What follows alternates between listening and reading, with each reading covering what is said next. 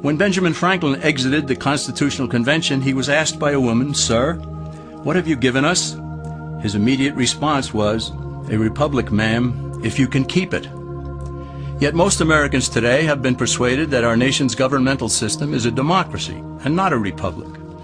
The difference between these two is essential in understanding Americanism and the American system.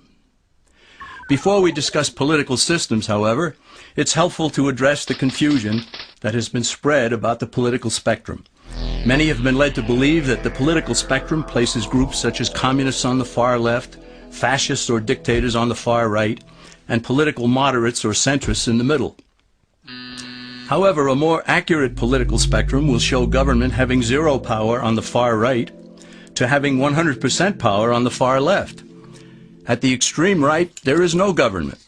The extreme left features total government under such labels as communism, socialism, Nazism, fascism, princes, potentates, dictators, kings, any form of total government.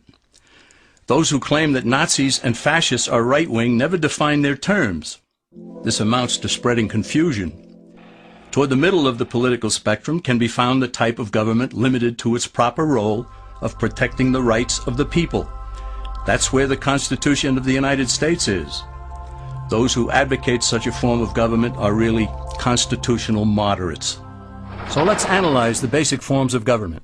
They are monarchy or dictatorship ruled by one, oligarchy ruled by a few, democracy ruled by a majority, republic ruled by law, and anarchy, which is ruled by no one.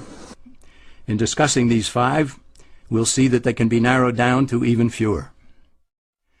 Looking first at monarchy or dictatorship, this form of government doesn't really exist in the practical sense.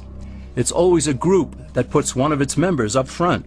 A king has his council of nobles or earls, and every dictator has his bureaucrats or commissars, the men behind the scenes. This isn't ruled by one, even though one person may be the visible leader. It's ruled by a group.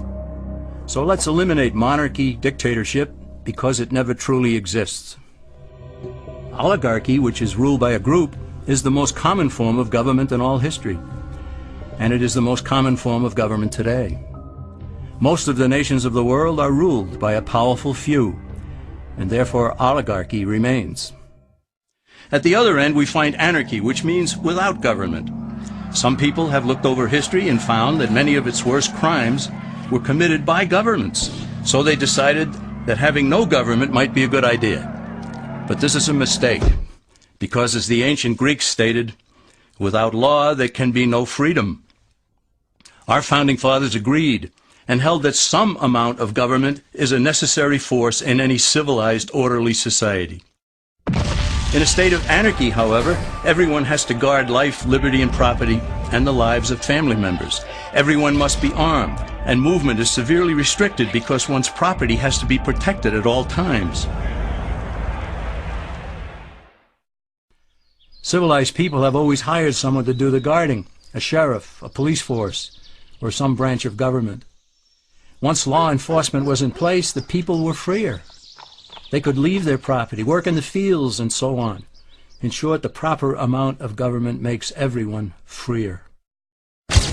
There are some who advocate anarchy, however, not because they want no government, but because they don't like what they have. They use anarchy as a tool for revolutionary change. The condition of anarchy is very much like a vacuum where something rushes in to fill it. These calculating anarchists work to break down the existing government with rioting, killing, looting, and terrorism. Tragically, the people living in such chaos often go to those best able to put an end to it and beg them to take over and restore order.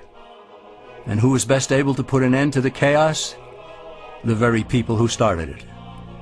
The anarchists who created the problem then create a government run by them, an oligarchy, where they have total power. This is exactly what happened in Russia that led to Lenin taking total power, and in Germany where Hitler's brown shirts created the chaos that brought him to power. But anarchy isn't a stable form of government. It's a quick transition from something that exists to something desired by the power-hungry. It's a temporary condition, and because it isn't permanent, we eliminate it as well. The word democracy comes from two Greek words, demos, meaning people, and kratein, meaning to rule. Democracy, therefore, means the rule of the people, majority rule. This, of course, sounds good, but suppose the majority decides to take away one's home, or business, or children. Obviously, there has to be a limit. The flaw in democracy is that the majority isn't restrained. If more than half the people can be persuaded to want something in a democracy, they rule. What about republic? Well, that comes from the Latin, res meaning thing, and publica meaning public. It means the public thing, the law. A true republic is one where the government is limited by law, leaving the people alone. America's founders had a clean slate to write on. They could have set up an oligarchy. In fact, there were some who wanted George Washington to be their king. But the Founding Fathers knew history, and they chose to give us the rule of law in a republic, not the rule of a majority in a democracy. Why? Let's demonstrate the difference in the setting of the Old West. Consider a lynch mob in a democracy. 35 horseback riders chase one lone gunman. They catch him, and they vote 35-1 to hang him. Democracy has triumphed, and there's one less gunman to contend with. Now consider the same scenario in a republic. The 35 horseback riders catch the gunman and vote 35-1 to hang him, but the sheriff arrives, and he says, "You can't kill him. He's got his right to a fair trial." So they take the gunman back to town. A jury of his peers is selected, and they hear the evidence and the defense, and they decide if he shall hang. Does the jury even decide by majority rule? No, it has to be unanimous or he goes free. The rights of the gunman aren't subject to majority rule but to the law. This is the essence of a republic.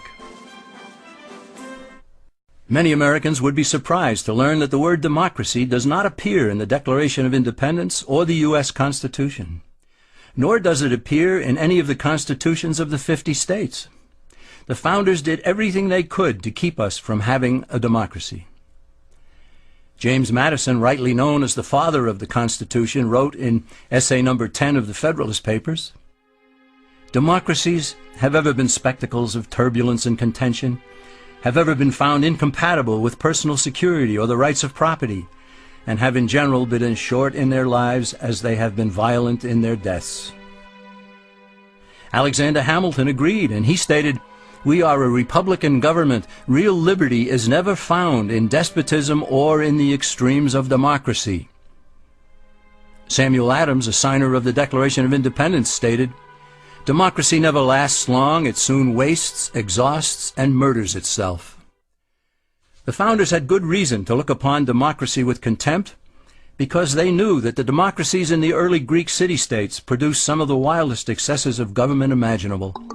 In every case, they ended up with mob rule, then anarchy, and finally tyranny under an oligarchy. During that period in Greece, there was a man named Solon, who urged creation of a fixed body of law not subject to majority whims. But where the Greeks never adopted Solon's wise counsel, the Romans did. Based on what they knew of Solon's laws, they created the 12 tables of the Roman law, and in effect built a republic that limited government power and left the people alone. Since government was limited, the people were free to produce, with the understanding that they could keep the fruits of their labor. In time, Rome became wealthy and the envy of the world. In the midst of plenty, however, the Roman people forgot what freedom entailed. They forgot that the essence of freedom is the proper limitation of government. When government power grows, people freedom recedes. Once the Romans dropped their guard, power-seeking politicians began to exceed the powers granted them in the Roman Constitution.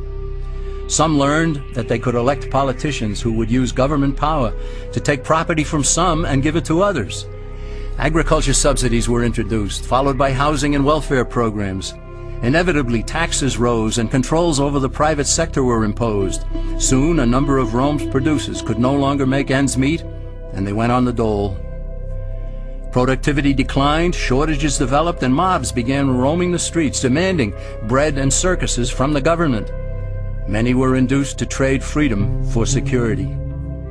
Eventually, the whole system came crashing down. They went from a republic to a democracy, and ended up with an oligarchy under a progression of the Caesars.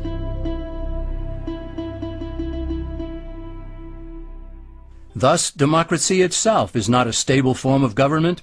Instead, it is the gradual transition from limited government to the unlimited rule of an oligarchy. Knowing this, we as Americans are ultimately left with only two choices.